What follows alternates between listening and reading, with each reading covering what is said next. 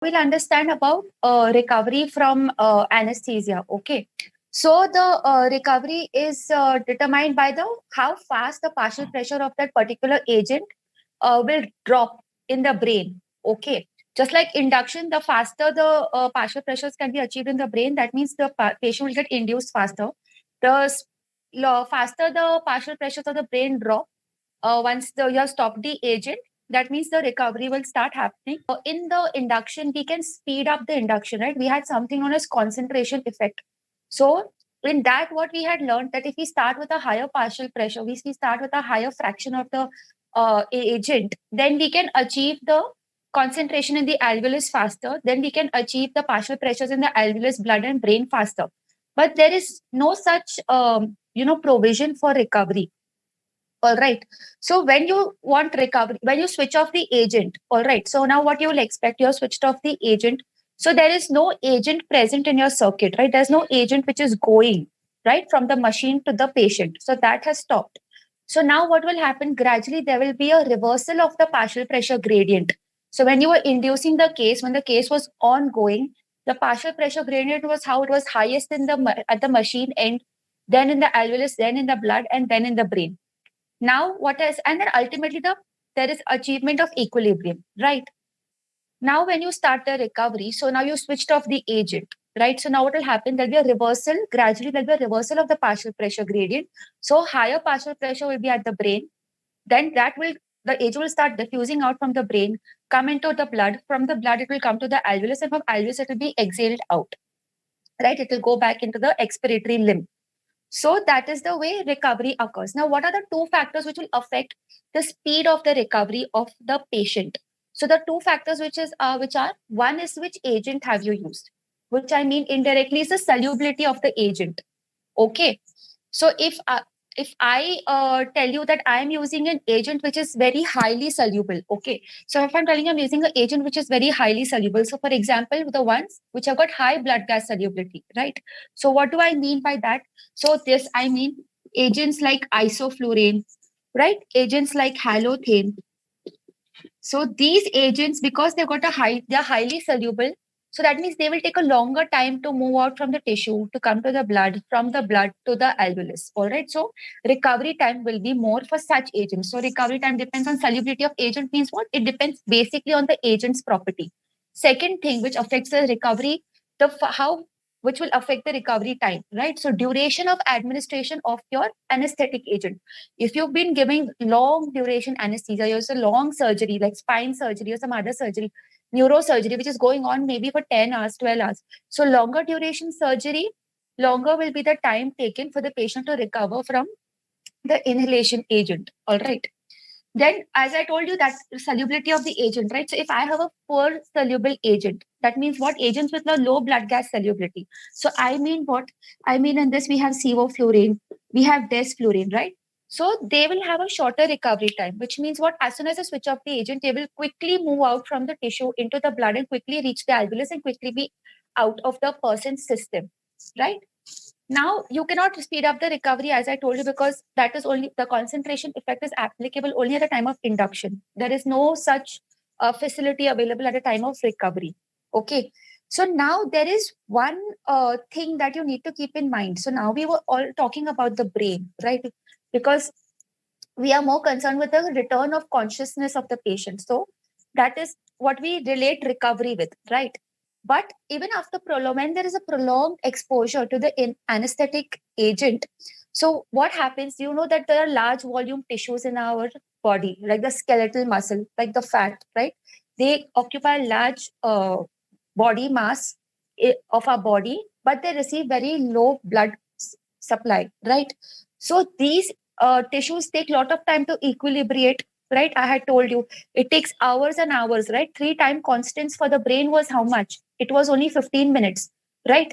For isoflurane. Whereas 3 time constants for a skeletal muscle tissue or fat is going to be 24 to 36 hours, right? So it takes so long for it to equilibrate, correct? So even when you switch off the agent, suppose at the end of 2 hours of the surgery, this skeletal muscle and the fat haven't equilibrated yet, okay? But what happens, because it hasn't equilibrated, now what is happening is there's still uptake is still happening. there is still some amount of uptake because the gradient is not yet, partial pressures are not yet achieved. So still there is a gradient between the blood and the tissue, which is a skeletal muscle and the fat. Okay. So there is a certain time for which that uptake is still going on. Okay. Told you in the previous class, right, that anesthetic agents get absorbed into the circuit, right? The surface of the breathing circuit. So now that you've switched off the inhalation agent from the machine end, that means inspiratory, there is no, anesthetic agent going. That is what you will think, right? That the patient is not inspiring any anesthetic agent. I have switched off desflurane. But you're wrong, because there is some amount of desflurane or there's some amount of isoflurane which had got absorbed in the circuit. If you remember the properties of the anesthesia breathing circuit. So now again there is a difference in the partial pressure gradients, right? So now what is happening? The gas which is there within the circuit, that is not containing any agent. But there is some agent on the surface of the anesthesia circuit, right? So that starts entering into the gaseous mixture which is going to the patient, right? So it takes some time, therefore, for recovery to happen completely because of all these factors. Exhales out, right? So that also contains the anesthetic agent. So what you want to do, you want to prevent the rebreathing of that agent. See, if you're in a closed circle system, the exhaled gases of the patient is containing desflurane, right? It will go through the CO2 absorber and it is a closed system. So it will come back to the patient, right? The patient will end up inspiring. So that might happen. So when you want to prevent that from happening, right? You want that it should get diffuse out into the atmosphere and it should not come back into the patient. So what you will do, you'll increase the flows. So you have to increase the flows at least more than 5 liters per minute of oxygen so that all the anesthetic agents in your circuit will diffuse out. All right. And there is no rebreathing of anesthetic agent. Now, next point, what we need to understand is what is diffusion hypoxia. Okay. So when does diffusion hypoxia occur? So the word itself, diffusion hypoxia. So there is hypoxia which is happening to the patient, and because of some diffusion property of some gas. Okay. So what is happening? You are switched off nitrous. Okay. You suddenly switched off the nitrous. Now what will happen? Again, that gradient which I told you, incoming nitrous is less. Now reversal of the gradient, outgoing nitrous is more, right? So more nitrous in the tissue, more nitrous in the brain, lesser in the blood, and lesser in the alveolus. So there's a reversal of gradient. So now nitrous is moving very fast. I told you nitrous has got a very low blood gas solubility, right? So it has got a very fast property to move across. So quickly it will come out from the tissue into the blood, and from the blood it will start flooding up the alveoli of the patient. So whatever space of the alveoli is there, that will all get occupied by nitrous. Okay. So now what will happen? Nitrous is occupying over there. So ultimately what the CO2 which was there, the overall partial pressure of CO2 in that alveolus will fall, which I mean what? The PaCO2. Okay. I'll just write it here so that, you can see and also understand.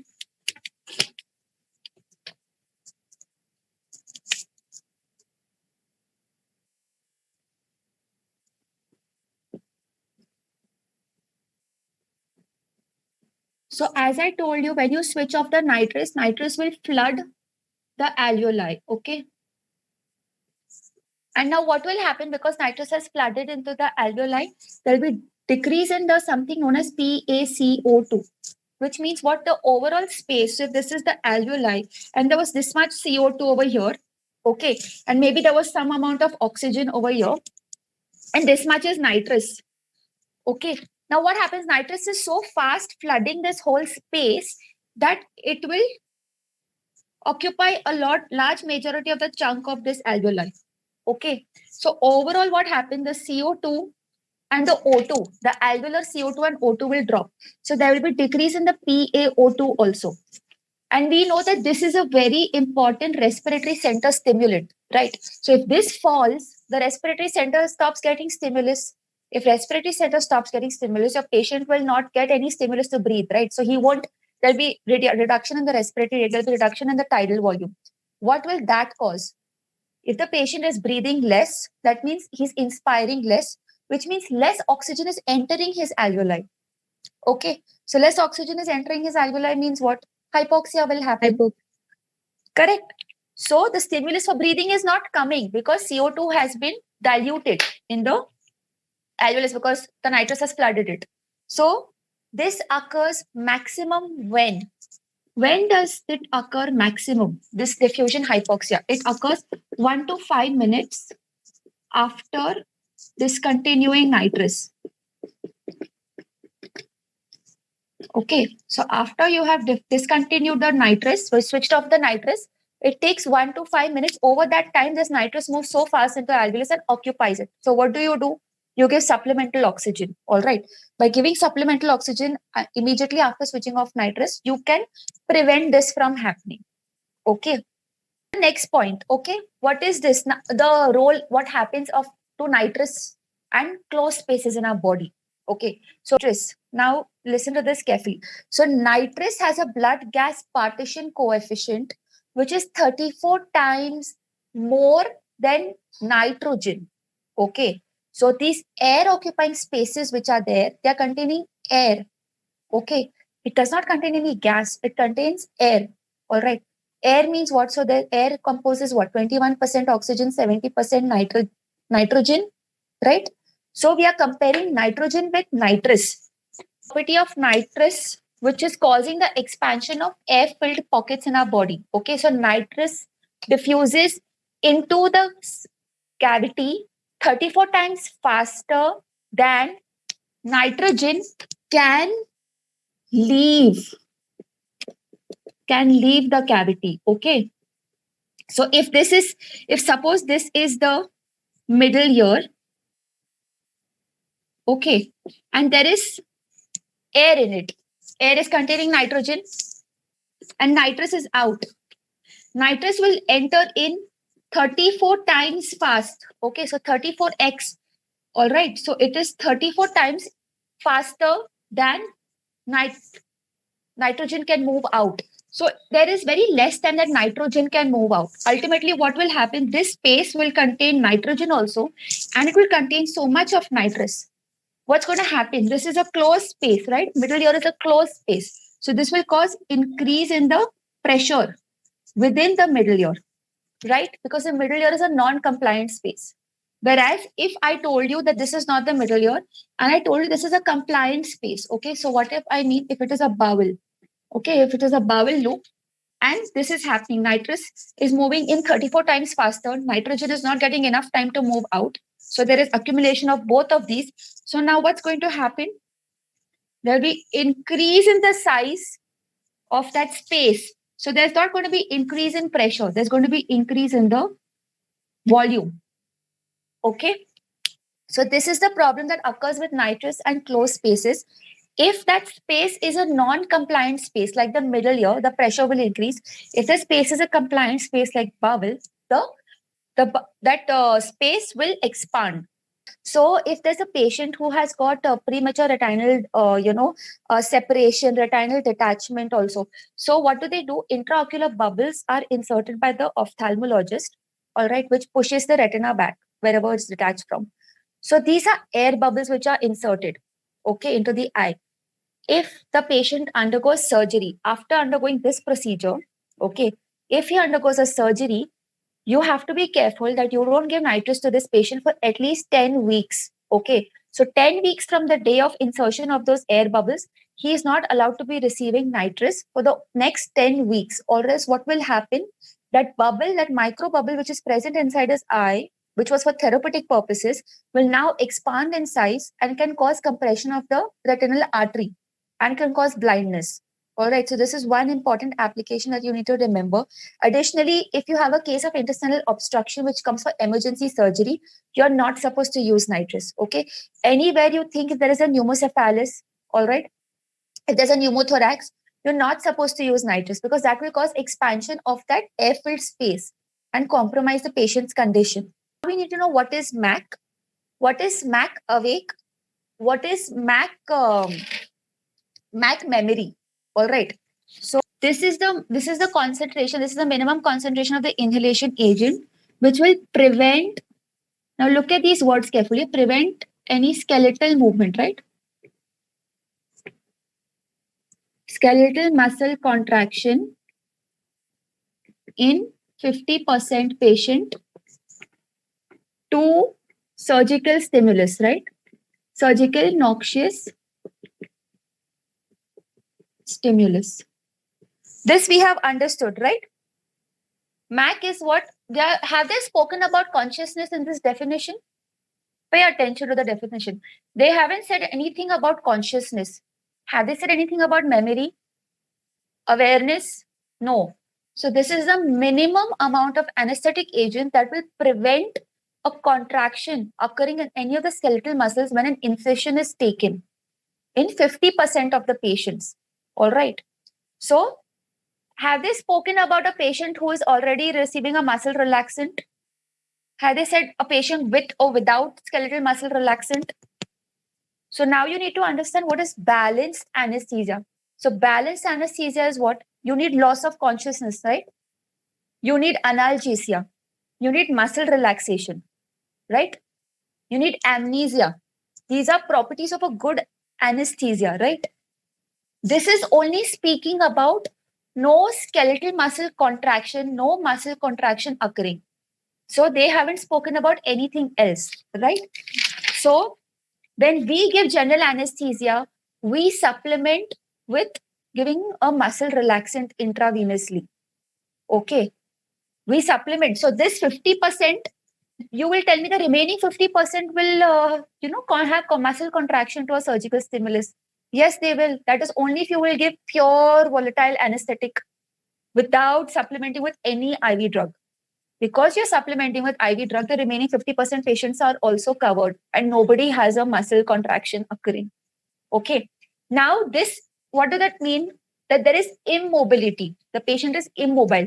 This immobility is attributed majorly to what? To the action of the volatile agent on the spinal cord. Okay. So this mobility is attributed to effect of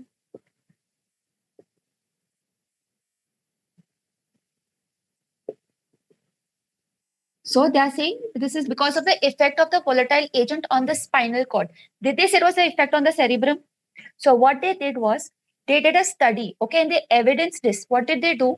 They saw whether the MAC value is changing when they remove the cerebrum, when they remove the cortex.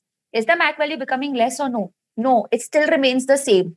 And that's when they understood that yes, this property is occurring because volatile agent is acting on the skeleton, on the spinal cord, primarily on the spinal cord. That is why I'm not getting a skeletal muscle contraction. That is why. Okay. This is that MAC value at which 50% patient will have loss of consciousness. This is MAC awake. So this MAC value is different. Okay. If somebody tells you the MAC value of desflurane is 6, they mean to say desflurane, if the MAC value is 6 and you're giving that MAC of 6, this is what you are achieving. But you're also achieving this. Why? MAC awake, right? You're saying that 50% of the patient will have loss of consciousness at this particular MAC value. And how much is this particular MAC value? It is half of this. It is half of the actual MAC. So if I tell you desflurane MAC is 6, the MAC awake of desflurane is 3. MAC awake of desflurane is 3. Okay. Now I will ask you what is MAC memory. Again, very simple from its name, wherein 50% of the patients will have amnesia.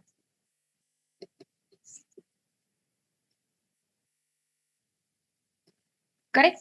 So they won't remember anything. Okay. So what about the remaining 50? You will say, we are giving other drugs, right? Aren't we giving midazolam? It causes amnesia, right? So MAC memory, now what is the value of MAC memory? MAC memory, it is lesser than MAC awake.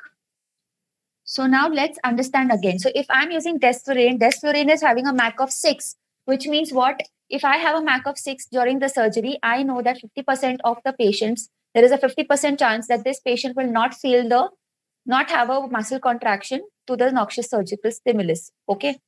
What will be the MAC awake of the desflurane? We know that it is half of the actual MAC. So what is that? It is 3 for desflurane. Okay. Where 50% of the patient will have loss of consciousness. This is what you are achieving. So now let's understand again. So if I'm using desflurane is having a MAC of 6, which means what? If I have a MAC of 6 during the surgery, I know that 50% of the patients, there is a 50% chance that this patient will not have a muscle contraction to the noxious surgical stimulus. Okay. What will be the MAC awake of the desflurane? We know that it is half of the actual MAC. So what is that? It is 3 for desflurane. Okay. Where 50% of the patient will have loss of consciousness. Then we have MAC memory, where the patient will not have any remembrance of what has happened, right?